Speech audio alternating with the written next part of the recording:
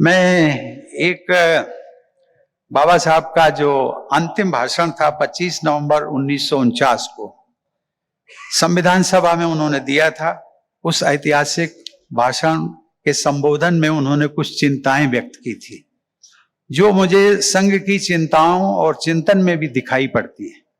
बाबा साहब ने अपनी इतिहास दृष्टि से जो सामाजिक कमजोरी संविधान सभा के सामने प्रस्तुत की थी उसे एक अंग्रेजी कहावत में इस प्रकार व्यक्त किया जाता है, united we stand, divided we fall. यानी जहां एकता है वहां अस्मिता है, जहां विभाजन है वहां पतन है। डॉक्टर हेडगेवार भी कहते थे कि विदेशियों ने हमें प्रताड़ित करने के लिए हमारे ही भाइयों के हाथों में लाठी पकड़ा दी, हम असंगठित और विभाजित रहे।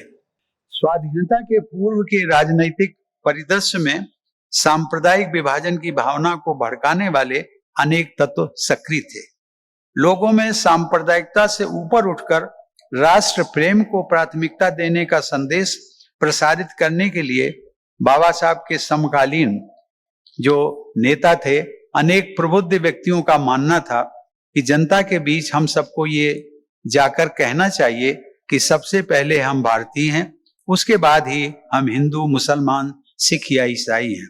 परंतु भारतीयता के बारे में बाबा साहब की सोच कहीं अधिक व्यापक थी। वे कहा करते थे कि जनता के बीच हमें ये कहना चाहिए कि हम पहले भी भारतीय हैं, बाद में भी भारतीय हैं और अंत में भी भारतीय हैं। देवी और सज्जनों, मैं मानता हूं कि प्रत्येक भारतीय को संघ के एकात्मता स्तोत्र को अवश्य पढ़ना चाहिए। इस स्तोत्र में भारतीय इतिहास, भूगोल, संस्कृति, जीवन मूल्यों और सामाजिक समावेश तथा समरसता की श्रेष्ठ अभिव्यक्ति विद्यमान है। एकात्मता स्तोत्र में महर्षि वाल्मीकि, एकलव्य, संत रविदास, संत कबीर, संत तुकाराम, भगवान बिरसा मुंडा, महात्मा फूले, श्री नारायण गुरु, बाबा साहब भीमराव अंबेडकर आदि प्रातः स्मरणीय विभूतियों का नामोल्लेख संघ की सर्वसमावेशी समाज दृष्टि का प्रमाण है।